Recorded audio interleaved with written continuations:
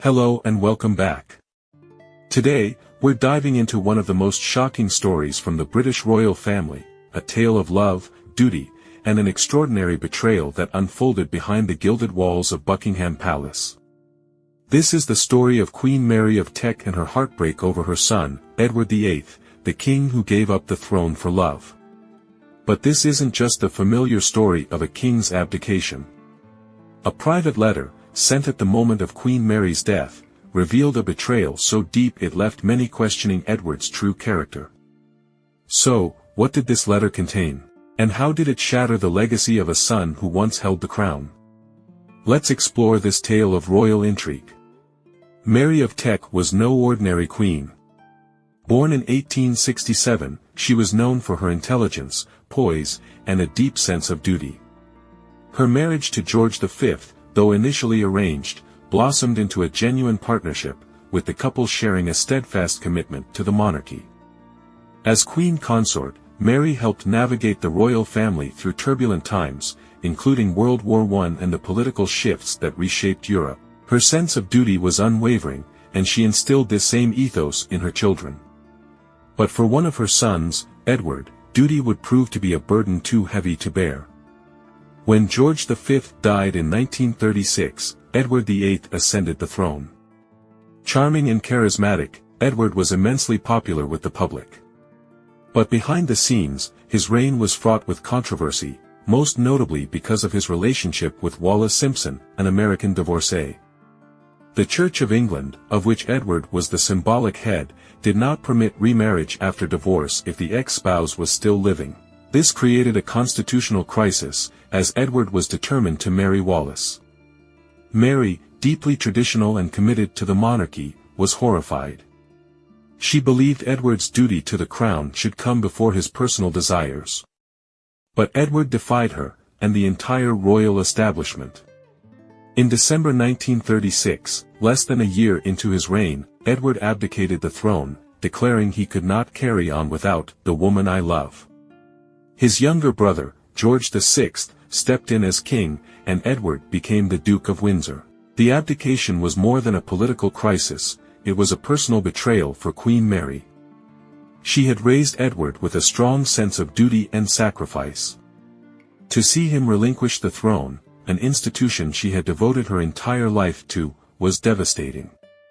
Mary publicly supported George VI, helping him and his wife, Elizabeth, the future Queen Mother, stabilize the monarchy.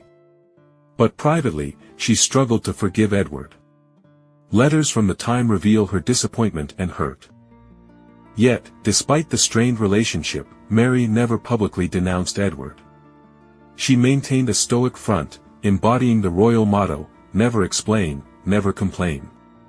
Now, let's fast forward to 1953. Mary of Teck, by this time the Dowager Queen, was in failing health.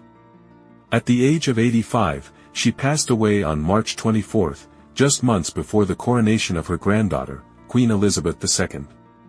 It was in the days following her death that a private letter from Edward surfaced, a letter that would forever tarnish his image in the eyes of many. In this letter, Edward accused his mother of being cold, distant, and more devoted to the institution of monarchy than to her children.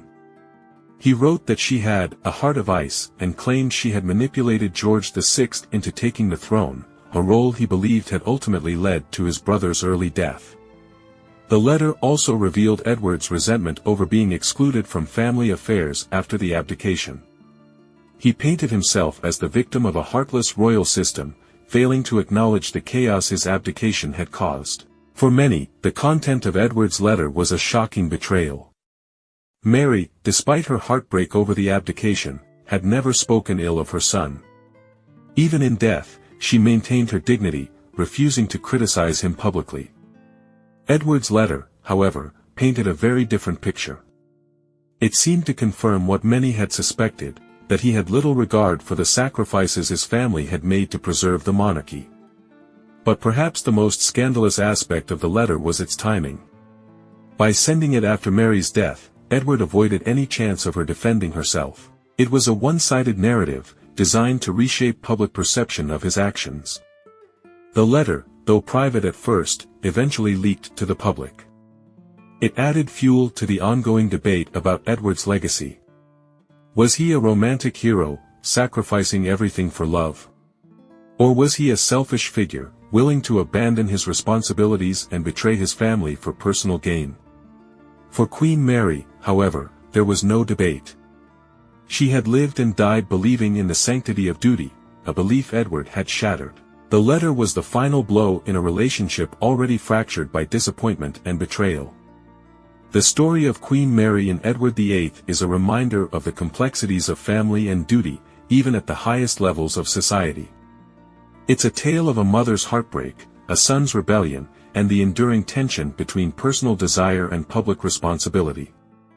In many ways, Mary and Edward represented two opposing ideals. Mary was the embodiment of duty, willing to sacrifice everything for the crown. Edward, on the other hand, prioritized love and personal happiness, regardless of the consequences. Their story forces us to ask, what is the right balance between personal freedom and the expectations placed upon us by society? And at what cost should we pursue our own happiness? Queen Mary was not just a royal figure, she was a symbol of resilience during some of the most tumultuous periods in British history. She helped preserve the monarchy during crises that could have dismantled it. Her ability to endure personal pain while focusing on the greater good is a lesson in sacrifice and strength. Edward's betrayal, whether viewed as a selfish act or an honest expression of his feelings, ultimately could not tarnish Mary's enduring legacy. To this day, she is remembered as a steadfast queen who guided her family and her country with grace and determination. Looking at the modern British royal family, one can see echoes of Queen Mary's influence. The royal institution remains a balancing act between personal desires and public duty. Figures like Queen Elizabeth II, Mary's granddaughter, embodied the same commitment to service, undoubtedly shaped by Mary's example. Even the controversies and challenges faced by today's royals serve as a reminder of the enduring relevance of Mary's story. The questions she faced about duty, family, and personal freedom continue to resonate in a world that is both fascinated by and critical of the monarchy. Thank you for being part of this exploration into the life of Queen Mary of Teck and the shocking betrayal that followed her death. Stories like these remind us that even those in the most privileged positions face profound challenges and heartbreak. If this story has sparked your interest in royal history or left you with questions about the human side of monarchy, let me know in the comments below. Don't forget to like, share, and subscribe to this channel so we can continue uncovering the hidden truths behind history's most captivating figures. Until next time, stay curious and remember, every story has more than one side. See you soon.